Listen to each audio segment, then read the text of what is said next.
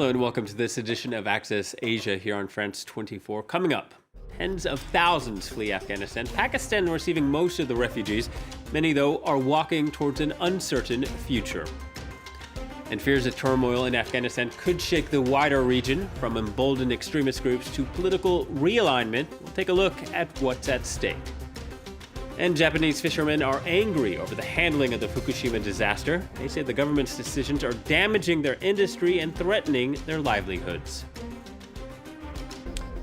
Now, images of the sweeping but scrambled evacuation operation in Kabul made headlines around the world, but far less reported were the tens of thousands who fled on foot. Men, women, and children, some of whom are ethnic minorities. The decision to flee is not a light one. Refugees often have little to no rights and a horrible quality of life. Peter O'Brien reports. Just barely past the border into Pakistan, these Afghan refugees have resorted to begging. I am poor. I have to beg so I can live. I've come from Kandahar. There was a war going on. I have young children. We were forced to come here. As more people flee the Taliban's rule and worsening security in their home country, crowds continue to grow at the crossing from Spin Boldak to Chaman, even if life in Pakistan doesn't hold much promise. The Pakistani government says it can't take in any more Afghan refugees except if they need medical treatment or have residence rights. But the Chaman crossing remains open, and hundreds of thousands of Afghans have passed through it in the last few days, many with the help of smugglers. Afghanistan's neighbours take in its highest number of refugees, with almost 1.5 million living in Pakistan last year, the most of any country. Displaced Afghans have for a long time complained about being unwelcome there, with little access to employment and citizenship. Some are now even travelling the opposite way, repatriating to their homeland and hoping the Taliban will bring stability. I'm returning to Ghazni now that peace has been established. We're happy to be returning back to our home. It's much better to go back and settle there. But they are swimming against the tide. The UN's refugee agency has said more than 500,000 people could flee Afghanistan in the coming months. So to find out what the turmoil means for the wider region, we can speak to Michael Kugelman from the Woodrow Wilson Center think tank. Mr. Kugelman, thank you for speaking to France 24. I want to begin with the wider region. How grave is a risk of a humanitarian crisis, of emboldened extremist groups, or this being a boon to the drug trade? Certainly, I think there are considerable risks to the region, including from refugees. I think that the fact that the Taliban has declared an end to its war will minimize the number of refugees generated by increased violence. But there's been a worsening economic crisis in Afghanistan over the course of the last few years, which will be made worse by the fact that many countries, including the U.S., have sought to place sanctions on the new government, which means that we'll likely see new refugees spawned by economic distress trying to come into bordering countries, particularly Pakistan and Iran. I think the other major impact on the region will be the risk of terrorism and extremism. The Taliban's victory, coupled with the withdrawal of U.S. forces, will certainly galvanize militants from around the region, including those that have typically targeted Pakistan and India. So indeed, there will be a heightened threat of terrorism for the countries that border Afghanistan. Now, Pakistan has long been accused of covertly aiding the Taliban in Afghanistan, a charge the country denies. What does the Taliban mean for Pakistan's government? Is it something they're celebrating?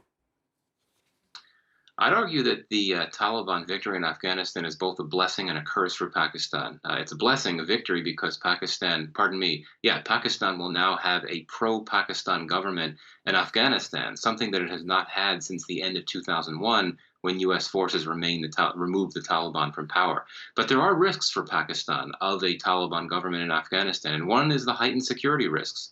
There's a terrorist group called the Pakistani Taliban, separate from the Afghan Taliban, that has had its leadership based in Afghanistan for quite some time and has staged attacks across the border in Pakistan. The Pakistani Taliban is one of the groups that will be emboldened by the Taliban victory in Afghanistan, meaning that Pakistan certainly could see the risk of stepped-up attacks by the Pakistani Taliban in Pakistan, particularly because this is a group that had already been stepping up attacks in Pakistan in recent months. other point here is that Pakistan, I think, is at risk of losing some of its leverage over the Taliban. For many years, Pakistan had provided differing forms of support: sanctuary for Taliban leaders, military support for for Taliban fighters, as well as medical care. Now that the Taliban has Afghanistan to itself, and now that the Taliban is no longer fighting a war, the tools of leverage that Pakistan had been able to use vis-a-vis the Taliban may not be there anymore. So, ironically enough, Pakistan's relationship with the Taliban could well suffer a bit of a blow. It'll still remain strong, but given that Pakistan may lose some leverage over the Taliban, that might have an impact on the relationship between the two. And I guess there are a lot of questions about engagement with the Taliban. Geopolitical flux certainly still playing out here. Could this Taliban takeover, if Pakistan engages a lot with the new government there, also strain ties between Pakistan and India? Well, I mean, India has been dealt a major strategic blow, and that is because the Taliban will be in power in Afghanistan. The Taliban has historically been an anti-India force. The Taliban, of course, is an asset of Pakistan's, and Pakistan will be able to step up its influence and role in Afghanistan, and also China. Pakistan's close friend and India's rival is also poised to step up its role in Afghanistan. And so I think what you're looking at here is a major transformation in which India used to be the Afghanistan's closest partner of all the South Asian countries, and yet now there likely won't even be a formal relationship between the Afghan government and India. And certainly this could have implications for the Pakistan-India relationship. Afghanistan has long been seen as a battleground for influence between Pakistan and India. India had a lot more influence in recent years because of its significant levels of economic and development assistance. But now things could change. Pakistan is going to be able to step in. That'll have major implications for this very difficult, strained India-Pakistan relationship. All right, Michael, we have to leave it there. Thank you very much. Michael Kugelman from the Woodrow Wilson Center think tank. Now, a decade since the Fukushima meltdown, and problems remain. Earlier this year, the government decided that hundreds of tons of water used to keep damaged reactors cool will be released slowly into the Pacific Ocean. But not everyone is on board. Our team on the ground reports. 10 years after the nuclear accident, work at the Fukushima Daiichi nuclear power station is far from complete. The biggest current issue is what to do with water that seeps into the reactor basements and mixes with water used to cool damaged nuclear fuel. The build-up of contaminated water is a challenge for TEPCO engineers, who pump out excess water, then treat and store it. Today, more than 1 million tons of water is being stored on site, and TEPCO is running out of space. We're trying to reduce the quantity of contaminated water. In the beginning, we were collecting 400 to 500 tons of water per day. Today, it's 100 to 150 tons. The facility's water treatment technology is unable to remove one radioactive element, tritium.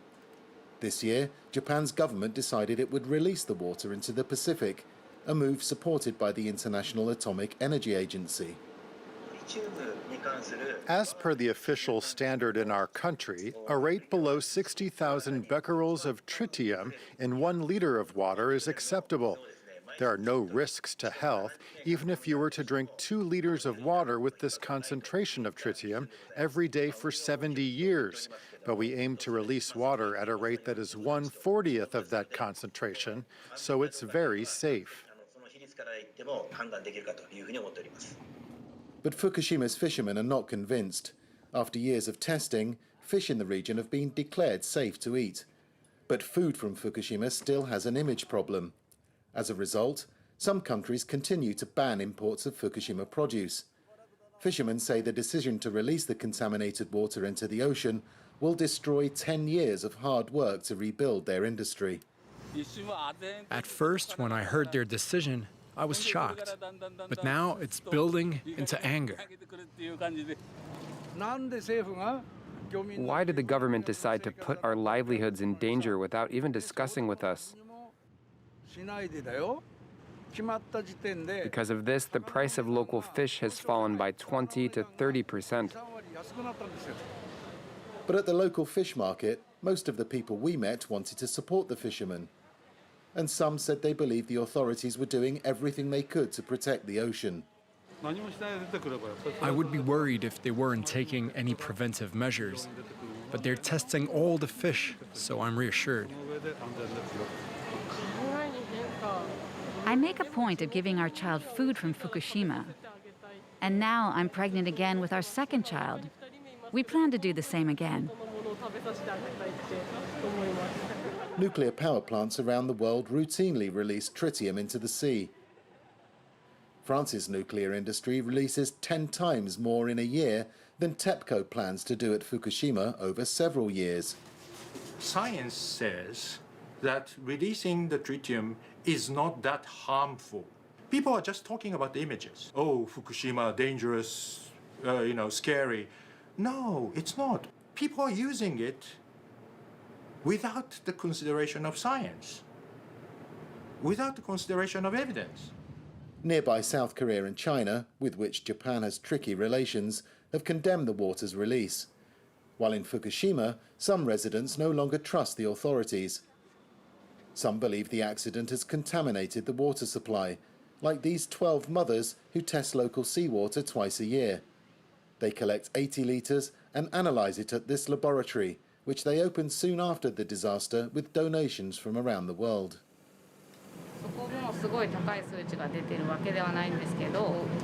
Radiation levels in the seawater are not high these days. As for tap water, the level was high just after the accident, but that's not the case today. It has stabilized. But personally, I am still concerned, so I use mineral water.